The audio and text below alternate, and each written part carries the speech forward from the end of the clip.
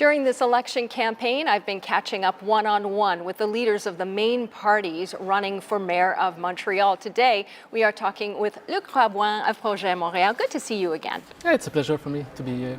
Look, I know that one of the biggest challenges of this election campaign is people getting to know you. Yeah. Right? You've often been behind the scenes. And so I'm curious to know, who is Luc Rabouin? Oh, Luc Rabouin is a father of two children. My daughter is 18, my son is 20.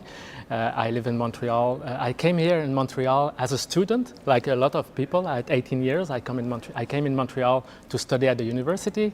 I lived there since that, and I want my children, I want them to be able to stay in Montreal and to have a family in Montreal. I had my family here. I think it's one of the best places in the world to have a family in Montreal. And in the last 25 years, before being an elected official, I was involved in different organizations that always aim to change the life of people. I work as a community organizer in Lachine for almost 10 years.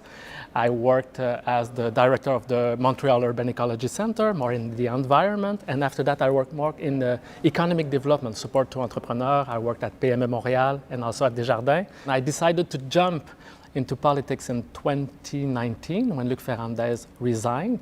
And at that time, I was really thinking about my children and the ecological transition. It was my first motivation to jump into municipal politics.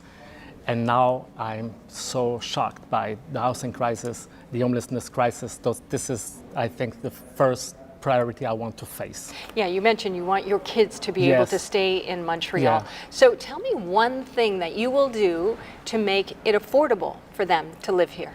Yeah, so the first thing is we have a bylaw in Montreal. We have one that was criticized because it was too complicated, and I want to simplify it. But it's very important for me that we build more in Montreal. Of course, we have to build more. The city has to be fastest to give the permit, but we have to build for everybody also, even for low and middle class income. And it's why it's so important for me that including affordable housing in real estate development is mandatory. When you make it mandatory, though, does that potentially push developers off the island? No, developers are here. There's a lot of projects in development. We already had some announcement, and I can just give you one example. At the Îlot Voyageurs, there's a partnership between Mondev, which is a private developers, and a not-for-profit developing affordable housing for students. It's just beside the UQAM.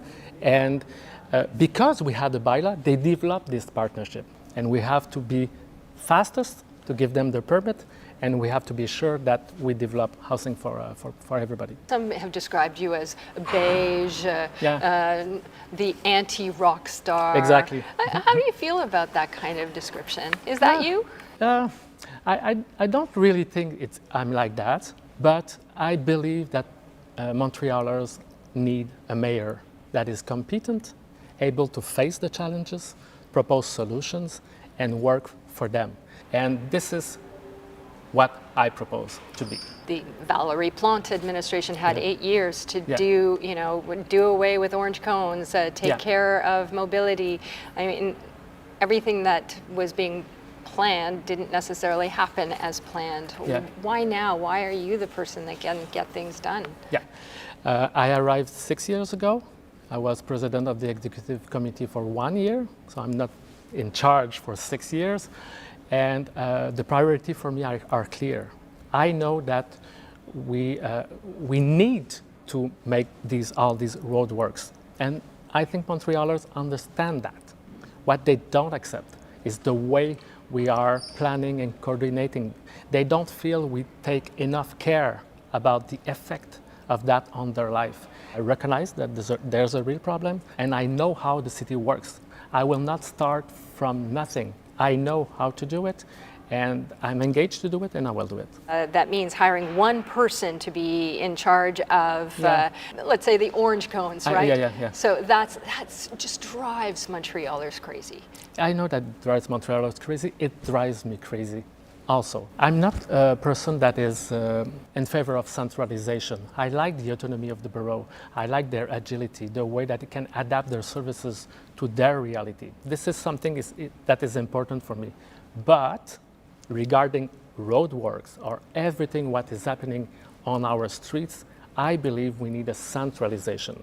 Someone that is in charge, that is able to make decisions, and that is accountable. So what is the barometer for you? The barometer is that we should be able to circulate, to understand that things are correctly organized. People don't feel that right now. And I know that's a priority of Montrealers. And when I decided, when I was elected as a leader of Projet Montréal, I commit myself to be sure that our priorities, our proposals that we put in our platforms are aligned with the priority of citizens. And I know that's a priority for citizens, so I'm engaged to face that. Mr. Rabouin, thank you so much for your time and best of luck to you for the rest of the campaign. Thank you, it's a pleasure.